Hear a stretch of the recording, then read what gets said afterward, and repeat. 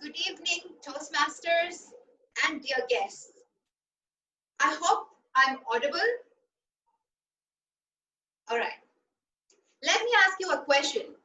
What is the difference between a cat and a comma? Let me help you out.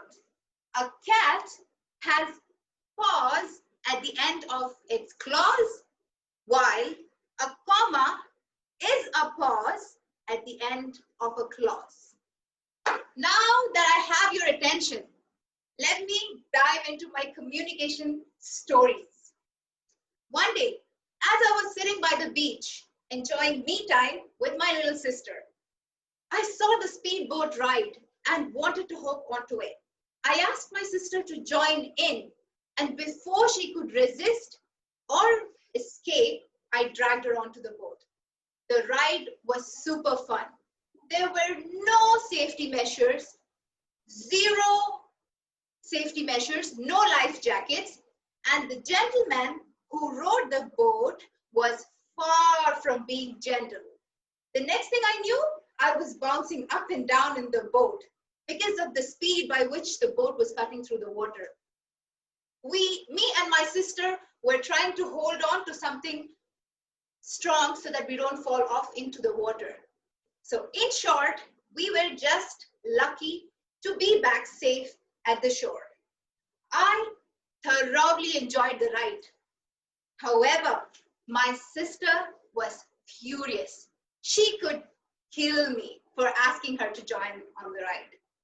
Sensing the danger, I realized to put on my supportive communicator hat. I was patient and listened to all her frustration. She went on venting out and cribbing about the ride.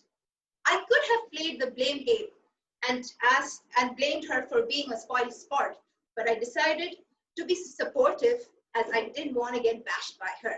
And mind you, she is a very strong lady. And hence, being a supportive communicator and patiently listening to her saved me from being bashed. Another day, as I was rushing to the office, I had a deadline in the morning. I got into my car, and as I started driving, I realized I had to speak to my nanny about some of the chores.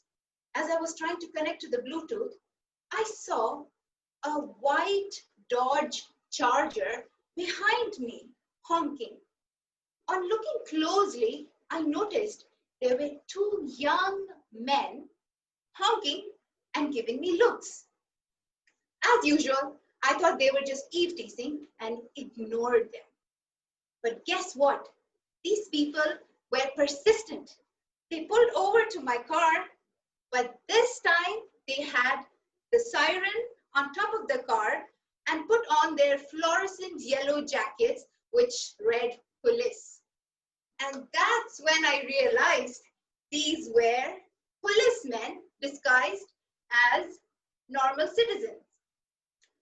As they asked me to pull over and I was waiting there, I was sitting in the car and deciding which communication style is going to help me this time. As he comes over, he flashes his jacket and says, he is from the police. I gave the best smile I could, the most convincing smile I could at the time to save myself, and I agreed that and apologized for ignoring them before and accepted my mistake of fiddling with the mobile while driving. I decided to put on the initiating communicator's hat and became all energetic and enthusiastic and accepted my mistake. For my luck, the policemen were convinced and they decided to let me go without fining. Now, it actually worked in my favor by being an initiative communicator. As you all know me, the dopamine rush of not being fined was an accomplishment for me early in the morning. So all I did the whole morning was bragging about it to my family, friends, in short, anyone who I came across. As I was patting myself at the back, it was almost midday and I'm still responding to the messages and posts on social media. Soon I can hear the phone beeping Guess who's calling me? That's right. It's my boss asking me about my report, which was due in the morning. And that was exactly the reason why I was rushing out into the office. Realizing the danger, I knew nothing was going to help me from this situation. However, I tried to play the same card and used the initiative communicator hat, as this had saved me from the policeman, so it had to save me from my boss. I went on giving him facts and figures of why I need more time. My boss was cold. He did not respond. At the end of the conversation, all he said was, I don't know how you do it, but I need the report before lunch, period. So I guess it didn't really work in my favor. Had I chosen some other mode of communication, maybe I would have had an extension. Now let me ask you another question. How come being an initiative communicator worked with the policeman in the morning? However, the same did not work with my boss. So this brings us to the conclusion that there is no one specific mode of communication that is going to work throughout. You have to choose wisely, evaluate the situation, understand the circumstances, and react or respond. This would help you choose the most apt method and help you become effective communicators. Now, P.S.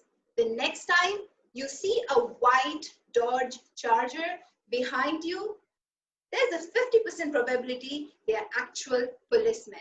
So be careful. Back to you, Madam MC.